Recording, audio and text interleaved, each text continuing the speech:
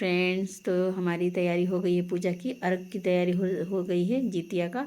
और देखिए जितिया यहाँ पे हमने रख लिया है, यहाँ पे गंगा जल से जितिया को धोकर, और एक ना धागा का भी होता है उसको भी धो के रख लिया। टोकरी में सारा फल वगैरह जो भी मौसम के अनुसार होता है फल वगैरह रख के हमने सब ठीक कर लिया। और सूर्य निकलने वाले नहीं है, देख लीजिए कितना बादल घिरा हुआ है, तो यहाँ पे सूर्य दिखाई नहीं देंगे। लेकिन अर्घ का टाइम हो गया है तो मैं जा रही हूँ अभी अर्घ देने, क्योंकि सूर्य तो निकलेंगे नहीं। तो यहाँ पे अर्घ देने में आ गई हूँ, तो छोटू ही दिलवाएगा, जो बच्चे ही दिलवाते हैं। और यहाँ ना मोबाइल पे ना वीडियो कॉल पे बच्चे जुड़े हुए हैं बाहर से, क्योंकि जो बच्चे बाहर हैं ना वो तो वीडियो कॉल से ही जुड़ते हैं हर पूजा में।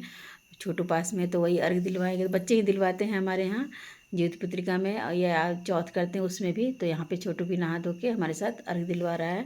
तो यहाँ पे अभी हम अर्घ दे रहे हैं, लेकिन सूर्य तो बिल्कुल भी नहीं दिखाई दे रहा है, लेकिन टाइम के अनुसार हमने अर्घ दे दिया। तो यहाँ पे हमारी अर्घ हो रही है।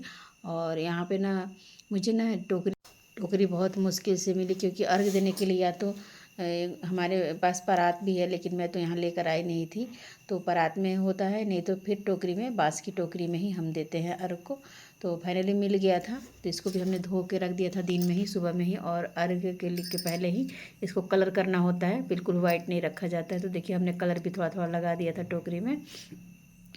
और यहाँ पे हमारा अर्घ हो गया। मौसम बहुत अच्छा हो गया था, कल बहुत गर्मी थी, लग रहा था ना कि कैसे ये पूजा होगा। और देखिए हवा बहुत तेज़ है, दीपक भी बुझ जा रहा है, बहुत तेज़ हवा है। तो वही मैं बोल रही थी कि सब लोग बोल रहे थे कि कैसे होगा, इतनी गर्मी है, लेकिन भगवान की देखिए, भगवान की दया हम पे हो गई थी। और क्योंकि ये निर्जला व्रत है, पूरे 24 घंटे से ज़्यादा हो जाता है निर्जला हमें रहते हुए, क्योंकि हम पूरे दिन बिना पानी के रहते हैं, अन्न जल के, और नेक्स्ट डे हमें पानी पीना होता है, तो ये निर्जल व्रत है। तो देखिए अर्घ देने के बाद मैं आ गई हूँ पूजा के पास, और यहाँ पे मैं कथा कहूँगी, क्योंकि कथा भी हमारे यहाँ होता है, तो इसका कथा है। तो आदि बैठ के सुन रहा है, जो भी हमारे यहाँ तो अगल बगल की जो लोग होते थे ना, वो लोग भी आ जाती थी सुनने के लिए, जो लोग भी व्रत की रहती थी तो वहाँ पे आ जाती थी कथा सुनने के लिए। तो यहाँ पे मैं कथा कर रही हूँ, तो यहाँ पे आदि भी सुन ले, किसी को सुनना चाहिए, बच्चे सुने तो और अच्छी बात है। तो यहाँ पे हमारी कथा भी होने के बाद ना, फिर मैं जो भी पूजा का तैयारी है कल के सुबह का, वो मैं करके सोऊंगी, क्योंकि सुबह में उठने के बाद ना फिर मन नहीं होता है कि कुछ करें। तो सुबह में भी मैं सुबह की तैयारी कुछ कुछ मैं कर ही लूँगी आज ही। और पूजा का बर्तन वगैरह मैं धुल धाल के सोऊंगी, क्योंकि सुबह सुबह उठकर पता नहीं सुबह में मन कैसा होगा, बिना पानी के ना पता ही मन अजीब सा हो जाता है। और यहाँ पे मैं आरती कर रही हूँ, और छोटू हमारे घंटी बजा रहे हैं। तो माँ बेटा मिलके हम लोग पूजा कर लिए, तो अच्छा रहा हमारा आज का व्रत, और दिन भी अच्छा रहा, तो हमें ज़रा सा भी परेशानी नहीं हुई, अच्छे से हमारा ये व्रत भी हो गया। और अब रात है तो रात भी अच्छे से ही निकल जाएगी, जब पूरा दिन निकल गया तो रात भी अच्छे से निकल जाएगी। बस प्यास वगैरह कुछ भी नहीं लगा है अभी तक।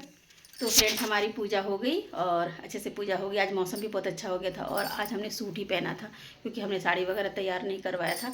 और पता है व्रत में ना साड़ी पहनना भी बहुत उलझन जैसा लगता है, क्योंकि शरीर तो डाउन रहता है, पूरा बैटरी डिस्चार्ज हुआ रहता है, तो मन नहीं होता। और आज के दिन ना हम लोग मेकअप वगैरह कुछ भी नहीं करते हैं, क्योंकि आज के दिन ना हम बालों में कंघी भी नहीं लगाते, हमारे यहाँ ऐसा माना जाता है, इसलिए कोई मेकअप नहीं, नो मेकअप नो साबुन, ऐसे कुछ होता है।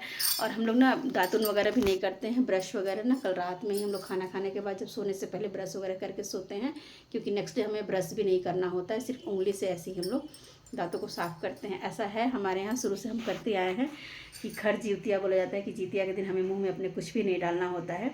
और हम पानी कल पिएंगे, कल सूर्योदय के बाद ही नहा धोकर ऐसा करके,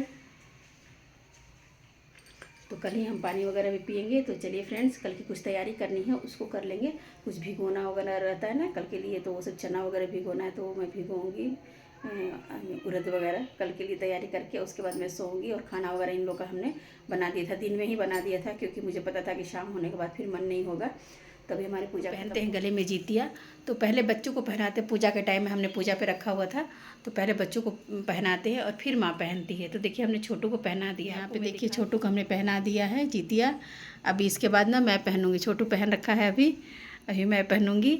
और हम लोग भी बचपन में ना माँ पहनाती थी, बहुत खुश होते थे। तो ये हमारा जीतिया है, तो अभी मैं पहनने जा रही हूँ। तो यहाँ पे मैं भी बारी बारी से जीतिया पहन लूँगी। मेरे पास 2-3 जीतिया है तो सबको मैं पहन लूँगी। और हमारे पास मतलब एक रेशम का धागा भी पहनना होता है। वैसे तो हमने जीतिया को मोती में गुथवा रखा है, लेकिन पिरो के रखा है, लेकिन फिर भी मैं एक रेशम के धागे जरूर, रेशम का धागा जरूर पहनना चाहिए।